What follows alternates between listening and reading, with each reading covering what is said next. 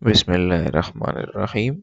Then among topic the conditions for equilibrium and units of equilibrium constant. यानी the equilibrium the बराबर कम condition पकार हुई और इक्विलिब्रियम कांस्टेंट हम देने यूनिट्स है जिसंग फिजिक्स के तासो मुख्तलिफ किस्म यूनिट्स आई जी तो एक्सेलरेशन द यूनिट थे वेलोसिटी द यूनिट थे द लेंथ या द मास द यूनिट थे ಅದಕ್ಕೆ ಸಪೋಸ್ ಮಂಗೋ ಜಿದ equilibrium constants यूनिट थे या कम यूनिट सारा मंगा मैयर कोलेशु या कम केमिकल रिएक्शन मंग सकरावान दे अगी के इक्विलिब्रियम एस्टेब्लिश कोलो द पारा इक्विलिब्रियम बरकरार सातलो द पारा कम दिन कंडीशन दासे आगा पकारवी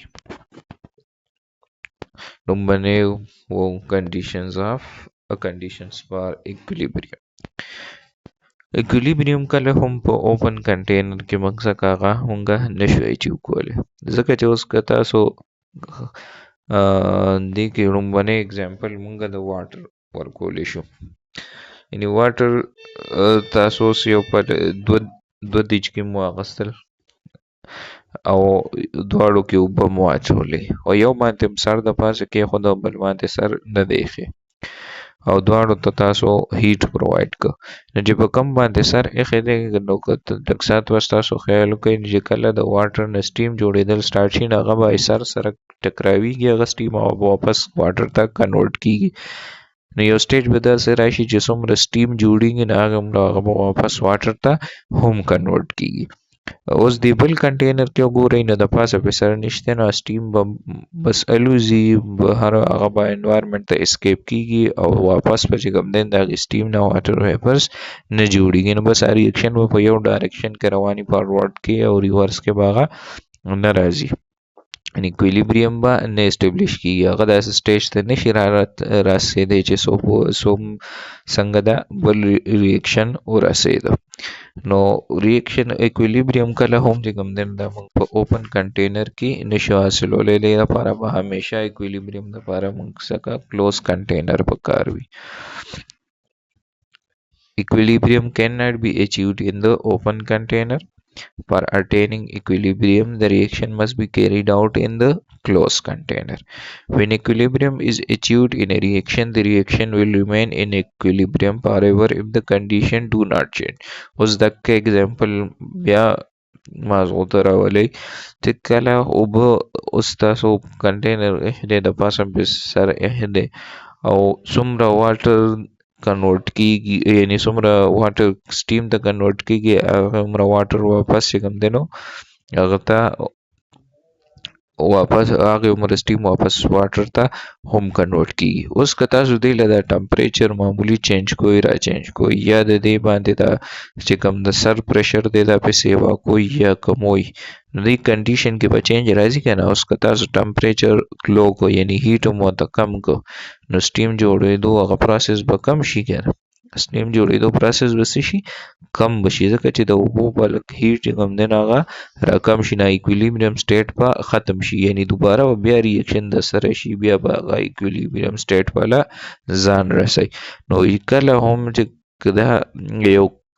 equilibrium یو سټیټ ته راورسېده په یو کنډیشن باندې یعنی په یو ټمپریچر باندې یو پریشر باندې equilibrium اسټابلیش نو چې کله موږ هغه پریشر یا هغه ټمپریچر یا نور داسې کنډیشنز دي چې موږ چینج کوو نو هغه equilibrium به سره چینج کیږي او که هغه موږ نه چینج کوو نو د equilibrium به همیشه لپاره د سټیټ کې روان وي دکه د دې مطلب دی چې کله وایي when equilibrium is achieved چې کله هم په یو ریاکشن equilibrium ته ورسي the reaction will remain in the equilibrium forever if the conditions do not change نو دکه ریاکشن به همیشه لپاره په equilibrium کې موجود وي تر هغه پورې به موجود وي چې د کومه پورې د دې conditions مونږه چینج کړي نه دي when we change the condition the equilibrium will disturb چې کله هم د هغې کیمیکل ریاکشن کنډیشن مونږ چینج کړل نو هغه به څه ته کنورټ شي د هغې به د equilibrium ختم شي the system will always try to gain equilibrium and it will go either in forward direction or reverse direction to get equilibrium again خو دا کله موږ د دې کنډیشن چینج کوو نو دا ریاکشن به بیا هم خپل ځان equilibrium ته رسوي خپل ځان به څه کوي اکویلیبریم ته رسوي. نو هغې اکویلیبریم ته رسولو دپاره دا به یا فارورډ ډایرکشن کې ځي یا به ریورس ډایرکشن کې ځي. مطلب دا دی که چېرته ریاکټنټ پراډکټ کم جوړ شوي دي نو دا به فارورډ ډایرکشن ته روان شي. یعنې که ریاکټنټ مونږ کم کړه پراډکټ مونږ کم کړو یا پروډکټ کنسنټریشن کې څه چینج راغلی نو دا ریاکشن به فارورډ ډایرکشن ته شروع شي بیا خپل اکویلیبریم حاصلولو دپاره. او که چېرته مونږ څه ریاکټنټ مونږ کم کړل یا مونږ هغسې ریاکټنټ کې څه چینجینګ وکړو نو دا ریاکشن به په ریورس ډایرکشن کې روان شي. اوس کم کنډیشنز دي چې په هغې باندې به اکویلیبریم ډیپینډ کوي. concentration of reactant and product.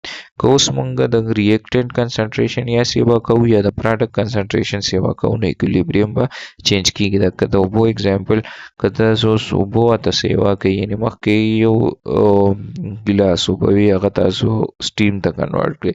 اوس هم چې کوم دی نو 4-5 ګیلاس اوبو سره نورې شاملې کړئ چې نورې شاملې کړئ نه سټیم جوړېدل ودرېږي که نه ځکه چې اوبه ډېرې شوې نو اوس په هغې له زیات هیټ پکار وي نو هغه فارورډ ډایرکشن کې به هغه بیا ریاکشن روان شي یعنې سټیم جوړېدو طرف ته به هغه بیا روان شي واپس په اوس په هغه ریورس ریاکشن به ودرېدلی وي صرف فارورډ ریاکشن به روان وي.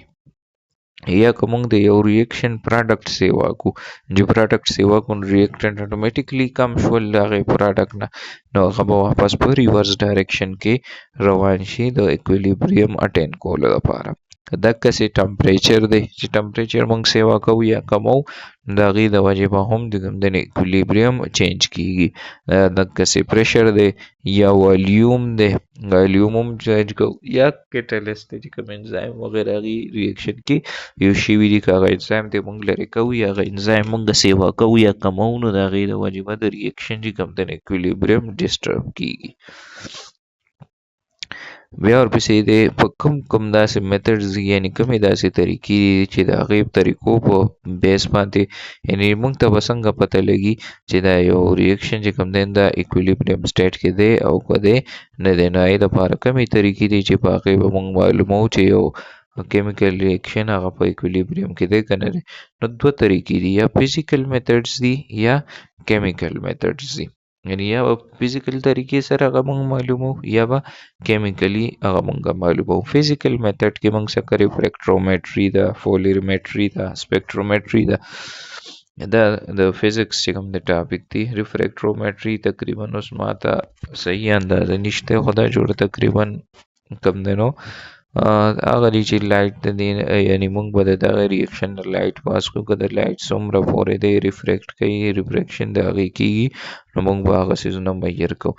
سپیکټروفوټومیټري چې کوم دی د دې به موږ څه کا ګراف راځي د هغې ګراف په دې کې سپیکټروفوټومیټري کې موږ ګراف حاصلوو او د هغې ګراف په بیس به موږ دا وو چې دا ریاکشن چې کوم دی نو دا په اکویلیبریم کې دی او که دی په اکویلیبریم کې نه دی یعنې سپیکټرمز به راځي. کیمیکل میتډ دی ټایټریشن دی یعنې میکسینګ به موږ کوو بل یو نون کمپاوند سره نو هغې کې به موږ ته پته لګي چې دا ریاکشن په اکویلیبریم کې دی یا به دی په اکویلیبریم کې نه دی.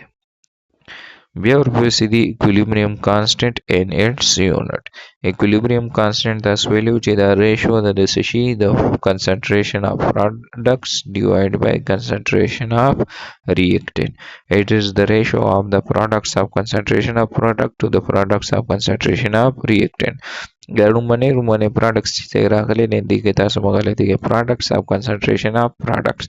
روماني product مطلب دی multiplication. د دې product څه مطلب دی د دې پراډکټ مطلب دی ملټیپلیکیشن یعنی یو ریاکشن دی A پلس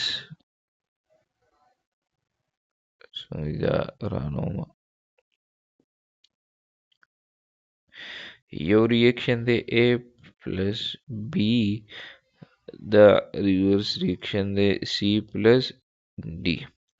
اوس دا ریاکشن دی موږ څنګه دې کې دی وایي چې د ریشو اف د پراډکټس اف کنسنټریشن اف پراډکټس ورسو ګوري دي کې پروډکټ جوړ شوی دی، یو سی جوړ شوی دی، یو ډي جوړ شوی دی. د دې دواړو کنسنټریشن به یو بل سره مونږه ملټیپلای کړو، دا به مونږ څخه څه شي پروډکټ اف کنسنټریشن اف پروډکټ. دا به ریشو به وي، یعنی دا مونږ ایکویلیبریم کانسټنټ کې تاسو کړی نو سی ډي او ډي د څه شي ریشو اف products of concentration of products to the product of concentration of reactant. The reactant product or the product چې کوم the reactant multiplication او the product multiplication او دا موږ بیا په یو بل باندې ډیوایډ کړو، دی نو موږ څه کس راشي equilibrium constant پر راشي. دا د equilibrium constant کوم دی نو mathematical form دی، یعنی ریشو دا د product concentration او د reactant concentration په منځ کې. او دا به همیشه مونږه سم معلومو د کیسی ویلیو دا به کوم دی نو ایکسپریمنټلی معلومیږي، یعنی دا ریاکشن نه به معلومیږي چې کوم بیلنس کیمیکل ایکویشن دی دا کې نه به معلومیږي. If we know the balanced chemical equation of the reaction, we can write the equilibrium constant. کچرته مونږ ته د chemical reaction equation معلوم وي، دا غي balanced chemical equation معلوم وي، نو مونږ به اله چې کوم دی نو د reaction یعنی دا غي کیسی ویلیو فایند کول شي یا د equilibrium constant مونږ فایند کول شو. In writing the equilibrium constant, the product are written as nominator and the reactant are written as denominator. څنګه د دې نه مخکې تاسو ته mathematical formula لیکو، نو products به همیشه مونږ nominator لیکو یعنی برابر لیکو او reactant به مونږ کته لیکو denominator کې. Then we can find the value and unit of Kc. نو چې کله مونږ یو reaction دغه فارم ته راوستو یعنی کیسی میتھمیټیکل فارم په شکل کې مونږ ریاکشن ولیکو، نو مونږ ته بس دا غي ویلیو هم پته لګي او دا غي یونټ پته به هم لګي. دا نه د کیسی خپل سپیسیفیک یونټ نشته، بلکې د دې یونټ ډیپند کوي په سمانتي ریاکشن باندې.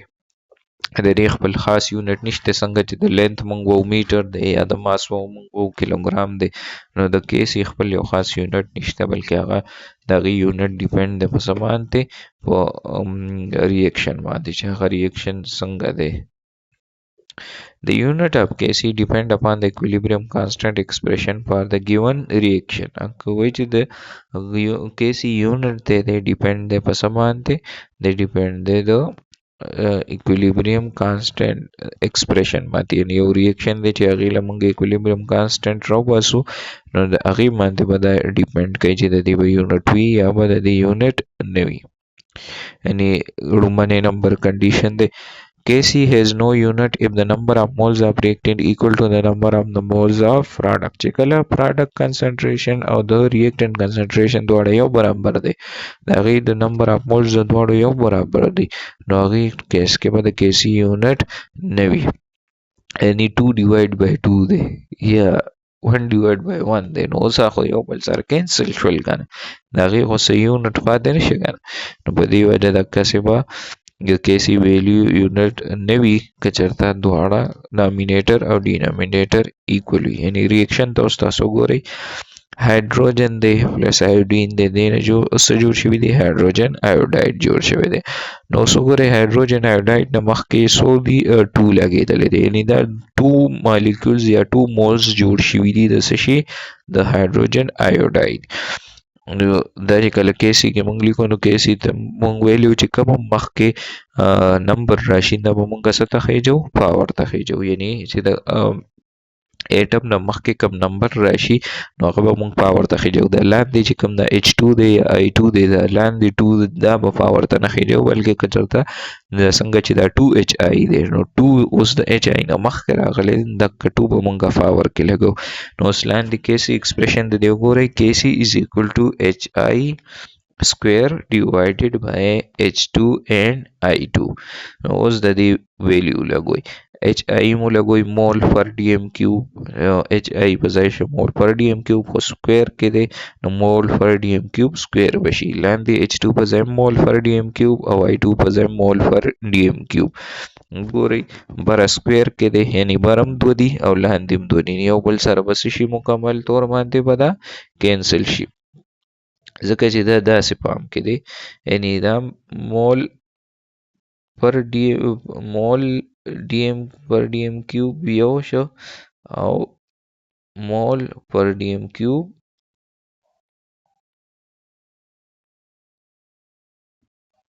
بل شو، دوه شول. ډیوایډډ بای لاندې هم دوه دي، مول پر ډي ام کیوب او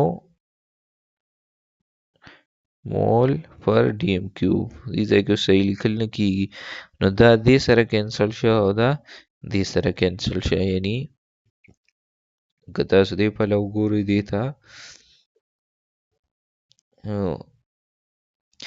دا به یو سره کینسل، یو پاور سره کینسل شي، یو پاتې شو.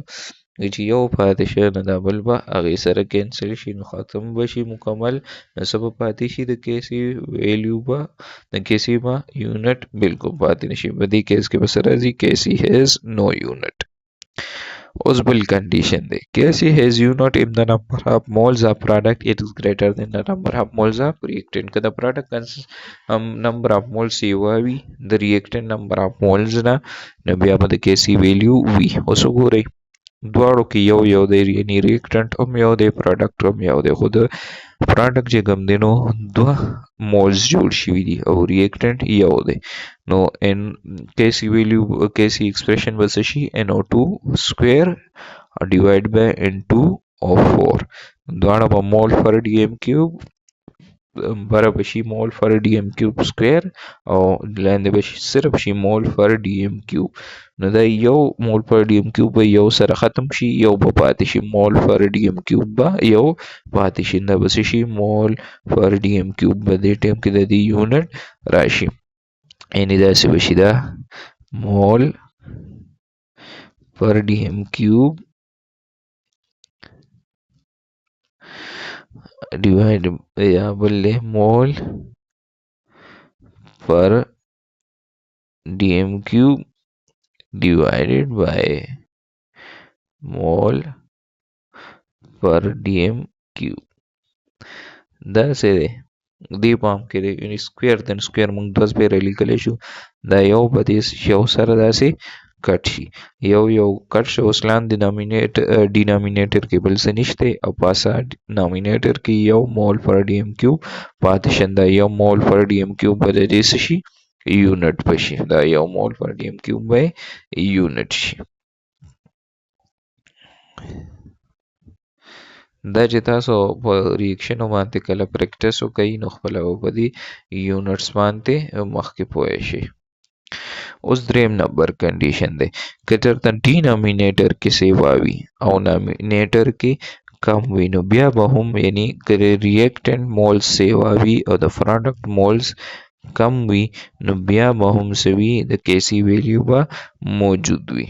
یعنې څنګه د ریاکشن کې دی، دا تاسو ګورئ بر پروډکټس کې چې کوم دی نو NH3 سکویر دی او په ریاکټنټ کې سره یو N2 دی او یو H کیوب دی، نو لاندې څلور دي او بره دوه دي، نو دوه به یو بل سره کینسل شي او یو چې کوم دی نو سکویر به موږ څخه پاتې شي 1 ډیوایډ بای مول پر ډي ام کیوب سکویر به موږ څخه پاتې شي. نو کله که نامینیټر سیوا وي نو هم به کیسي یونټ راځي او که ډینامینیټر سیوا وي نو هم به د کیسي یونټ راځي، او که چېرته دواړه ایکول وي نو بیا به د کیسي یونټ به نه وي. نو دا کنډیشن به تاسو یاد ساتئ.